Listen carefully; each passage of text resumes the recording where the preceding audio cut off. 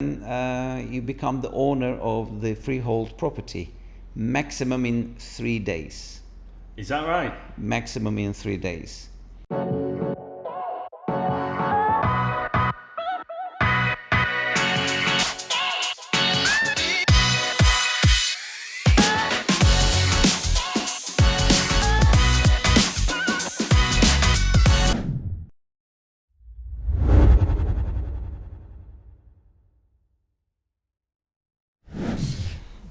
Ayhan, here we James, are. hello, welcome. Welcome, mate. I've been trying to organise this podcast for months now, so it's great to have you here. I'm super excited.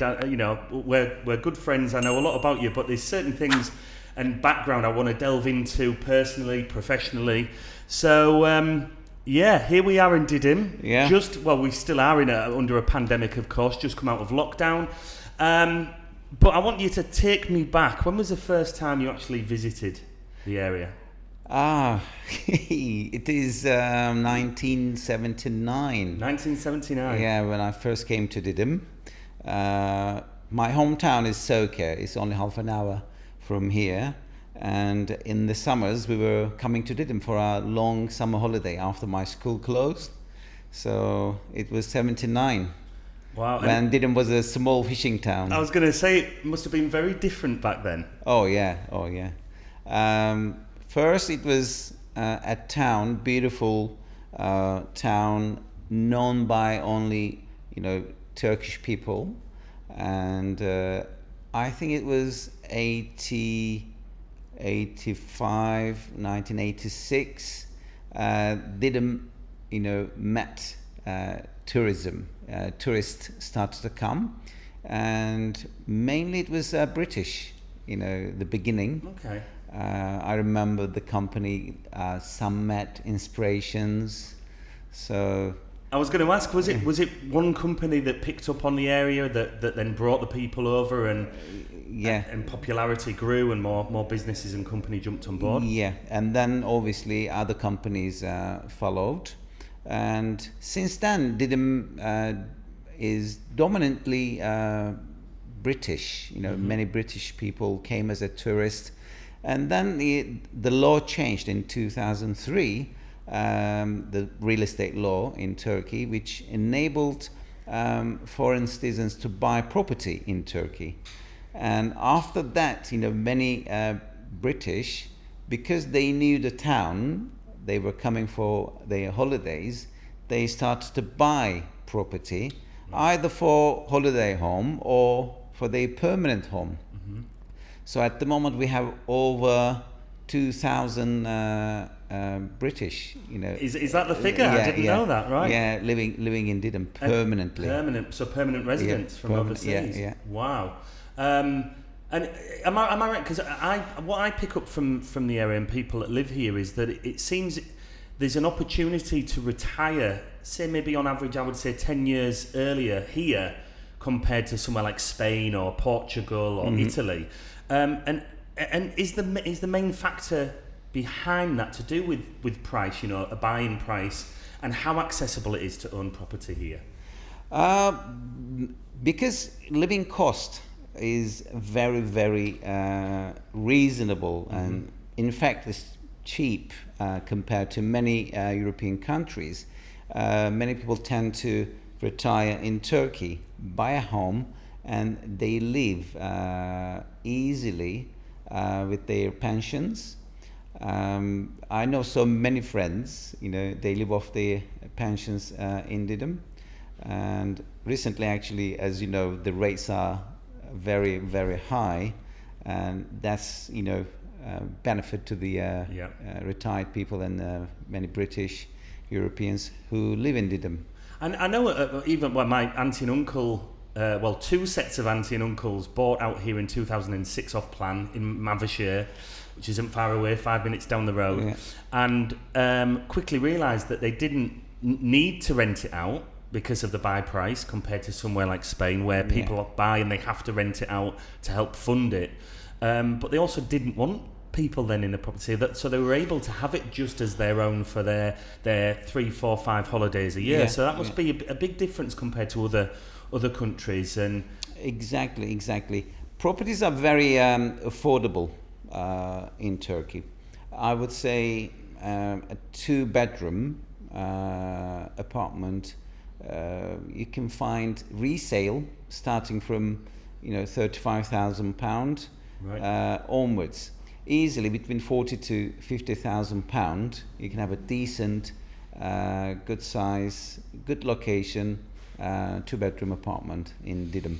So you really can have a slice of paradise for an easy access to that. But I'm keen, Ayhan, tell us about. So it's I know from knowing you, 2006 was a period of time that you anchored down here, right? Was that when you made a decision to live here? And what was that journey like leading up to that year? Yeah, since 2000, from 2000 up to 2006, I was living in London.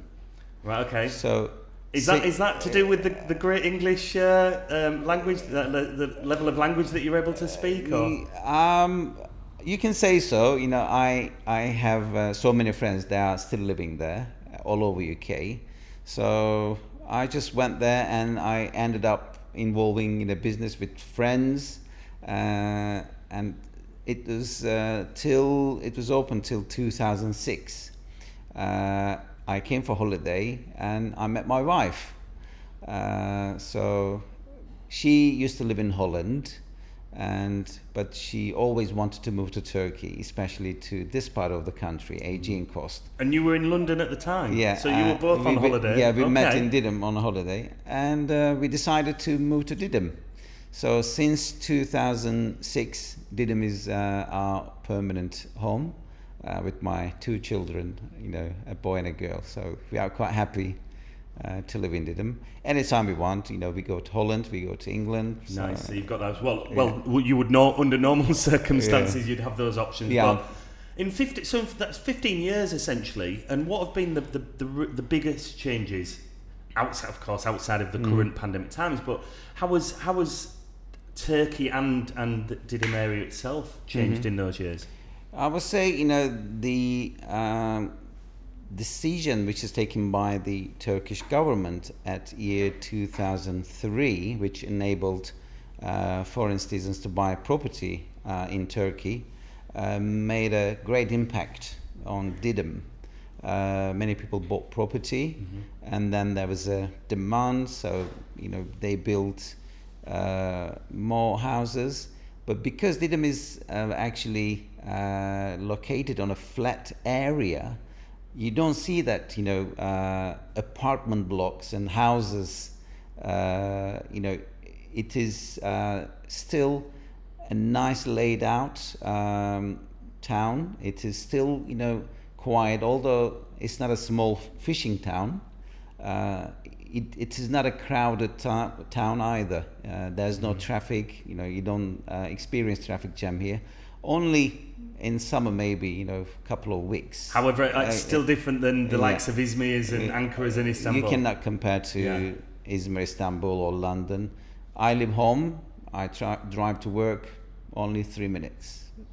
Total from door to door, basically. Yeah. Wow. Right. Okay. Yeah. It's because those high level apartments blocks in Istanbul, it will take you longer than 3 minutes to get to the floor in the elevator, right? Exactly. That is a big change. And I guess the more and more as time goes on and people are in those big cities, I know that people are deciding, especially now they can work remotely, which they found out during the pandemic. Are you seeing an influx of people moving to the area? Exactly. Not only from different parts of Turkey, from Izmir, Ankara, Istanbul, also people from UK, friends from Spain, especially after Brexit. They felt they would be happier and more comfortable living in Turkey, and they decided to come back to Turkey. So Brexit also had a positive influence on Didim. And many British friends, they also live and work in Didim. This is one of the unfortunately, positive impact of COVID. People move to Didim, they made investment and they work also in Didim. Yeah. It seems that during the pandemic as well has been, it seems equally when you're on the social media forums that people are dying to get out on holiday when they weren't able to last year. But there's also people that have almost been stuck here, so they've not been able to go back to England and see family and friends. And you mentioned there about how Brexit really shifted attention to Turkey. I know I've got friends that moved to Spain and France, and the change that was necessary, whereas before it was so easy to emigrate to those countries. And I mean, would you say it's more accessible now to get residency here in Turkey than it is now? Yeah, it is. When the Turkish government changed the law, actually other relevant regulations were not ready. For example, we didn't have an immigration service. Residency permits were issued by the police department in Didim. In fact, people used to go to Kuşadası or Aydın because we didn't have the office in Didim.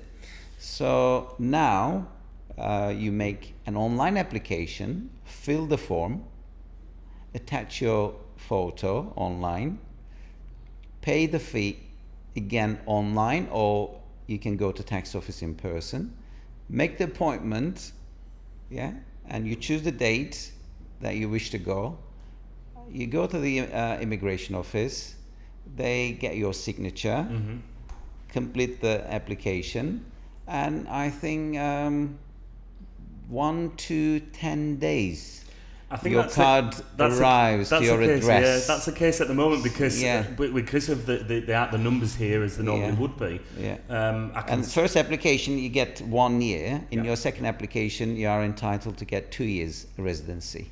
And it's fairly cheap. I mean, I know if you want to be a resident in Thailand, for example, it's 19,000 dollars. I know Australia, the process is thousands of dollars.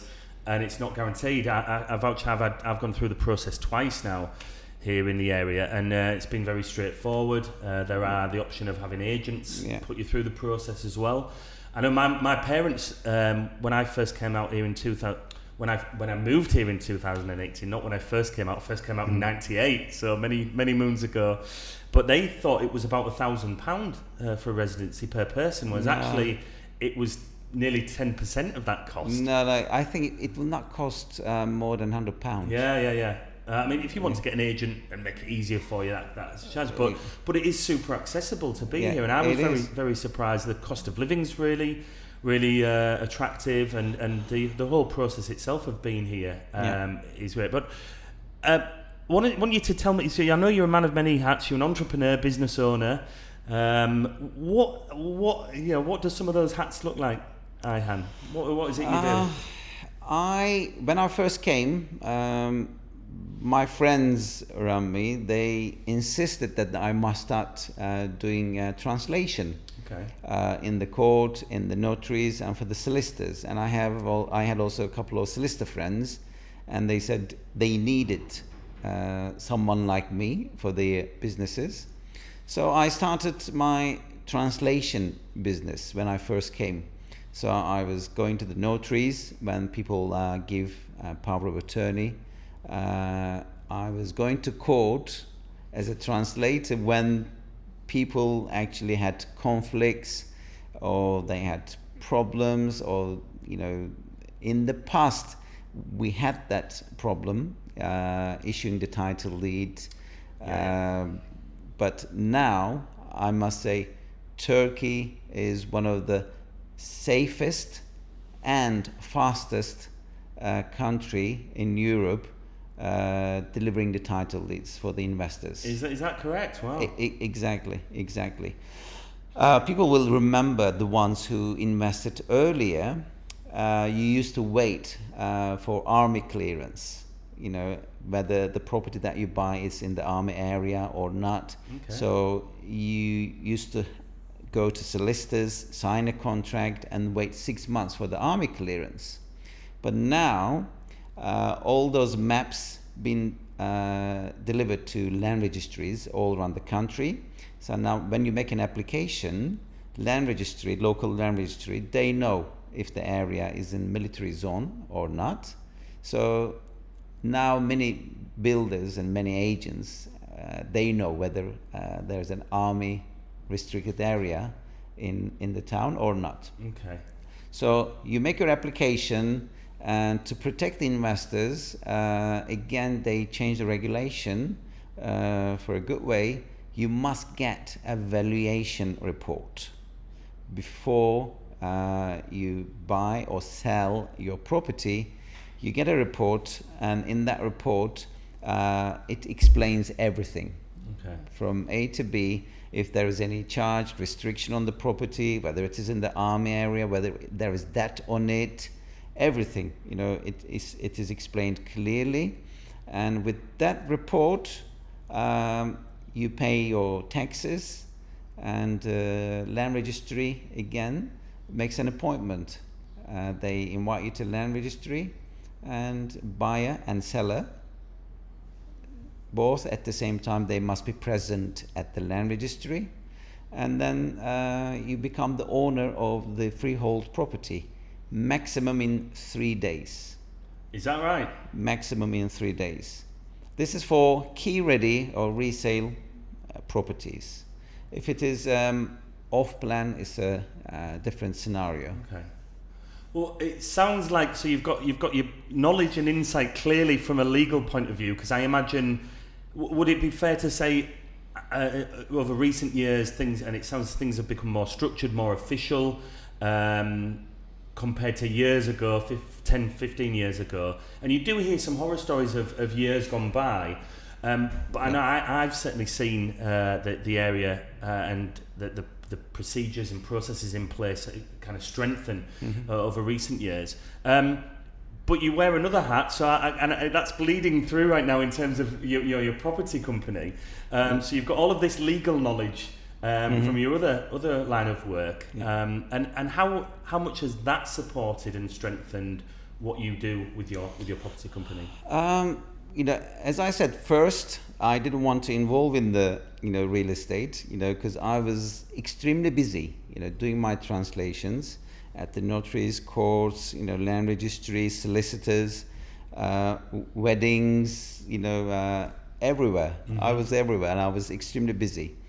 And then many people, started to ask questions. I would like to invest to this project. I want to buy this property. I want to sell, but can I deal with you? Can you help me?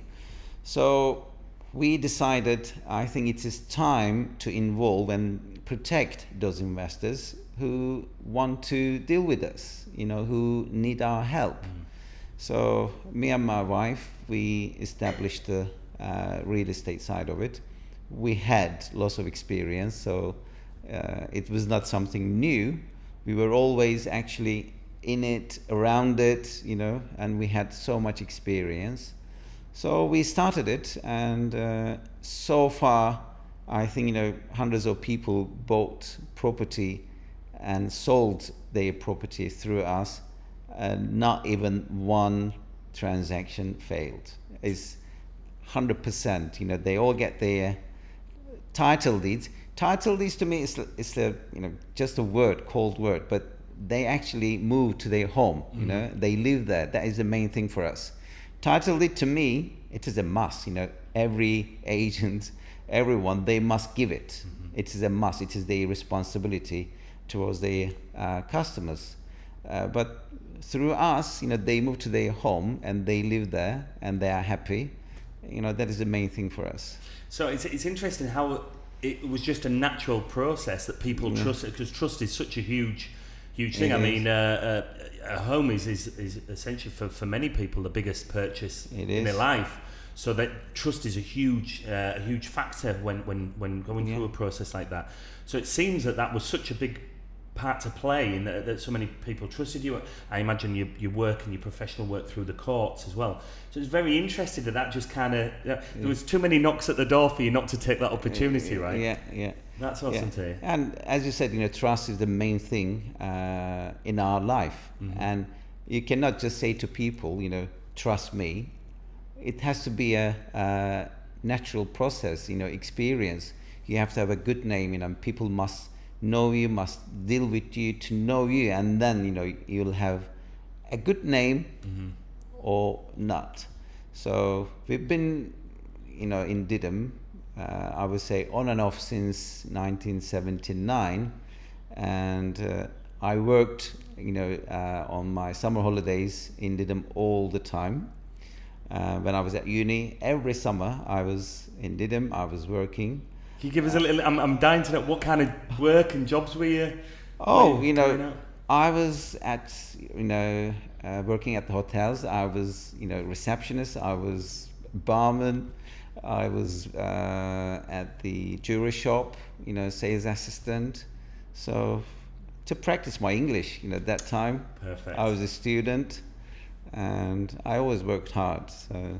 Awesome. Well, I want to know a little bit more about yourself. What do you tend to do outside of work, your working life? What is it you like to keep yourself busy with and active? What's achievable in the local area for people? It depends. What are you looking for? Didim actually is a great place. To live, to eat, for fishing, for sailing. For example, from my life, it as well, we have a league. If you are over 40, you are more than welcome. We play football, we have a Masters League. You have to be over 40. So you've dragged me into that, haven't you? Yeah. I thought you were under 40. Well, I still technically am. Yeah, not till December. But that's been great to be involved in the football team. The only non-Turkish national in the football team. And we have Alistair, our goalkeeper. Well, Alistair's been a goalkeeper for years, and they even won the cup in Antalya. There was third in the cup. Yeah, but we were third. But won the league. In the area. That's amazing, and I've got to admit, I'm looking forward to that really kicking me into learning Turkish in that team environment. That's going to be great for me. And also I play tennis, I play basketball, and you join sometimes as well. Yes, we play basketball together. So some people, they come to Didim. People come from Ankara for weekend. People come from Istanbul just for fishing. Didim also is a well-known place for fishing, and there is anything and everything for everyone, actually. When do you? Are we going to get a normal season this year? Last year the season was it? Would I be correct in saying last year the season kicked in around July, end of July last year? I think they opened the hotels, most of the hotels, mid-June. And then actual high season, it was July, August, and mid-September, and they were expecting that even October, November would be very busy, but unfortunately countries started to close the borders, and that affected Didim as well. So hopefully again this year we are expecting tourists to come second week of June, and then hopefully it will carry on. Of course, safety is paramount and number one, but also it's as long as that's in place, it's so important for the economy as well, with so many people, so many people's jobs that have been on hold, and so that's so important for that to kick in when possible. So what would be your top three things to do? What's your three favourite things to do in the area? Is that go to a certain beach or eat at a certain restaurant? What do those three things look like? You've got a weekend off and you can go and do three things. You can go to, as a tourist is different. Obviously being local is different. If you are here as a tourist, I would suggest to have a boat trip because we have beautiful bays around Didim, and spend time at marina. There are beautiful restaurants, and also it's a must place to see Temple of Apollo. So there was history of 8,000 years ago. 8,000 years. It's a special place. So very spiritual. And and there are nice bars and restaurants around the temple. So those places is a must in Didim. Awesome. And family man? Of course. Keeping you busy. Of course. Of course. Yeah, amazing. And your kids, your daughter especially, speaks such amazing English. Because of my profession. And I was reading in one of the English books that if you want to, if you are living abroad and want to teach English to your children, you must start very early. That's a mistake we make in England. In the UK, we don't start learning a language until we're 12, which is just too late. Yeah. So I started talking to her English when she was 6 months old, and then we have a family friend. They used to live here, moved to Spain, and came back to Didim now. Mo and Ron. And Mo, she helped a lot. She was coming to me almost every day, and spending time with Sue there. So now she's fluent in English. Brilliant. And a bit of a tennis player, I hear. And she's a tennis player. And my son is only 5, and his English much better than my English and my daughter's English. He's got a pure English accent. That's fantastic.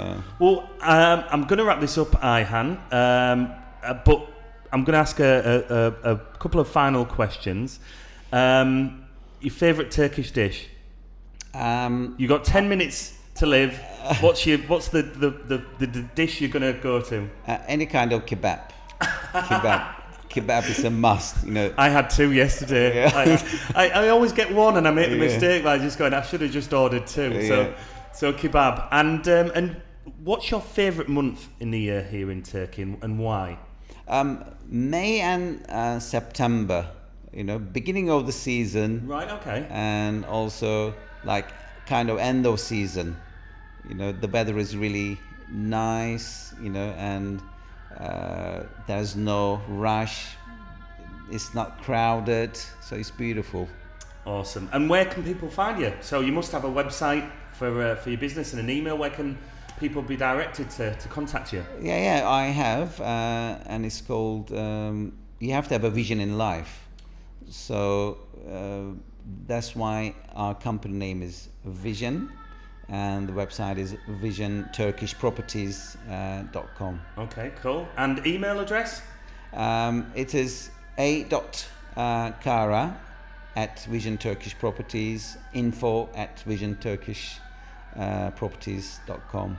Fantastic. And ending very profoundly, you must have a vision in life. I like that. That's a wonderful way to finish the episode. So thanks for being on the podcast. We've been as I said, we've been trying to arrange this for months, and we've got the call to prayer that's kicked in, which people are probably hearing the microphones pick up. But I'm really looking forward to sitting down with more people here in Didim, from a variety of nationalities and cultures, even maybe some government officials, if you can make that happen for me, Ayhan. We'll see. Whatever we do for our town. Fantastic. And hopefully we will welcome more people from different parts of Europe, Britain. They're all welcome. Smashing. Thank you, mate. Thank you, James. Thanks a lot. Thank you for your time. Cheers.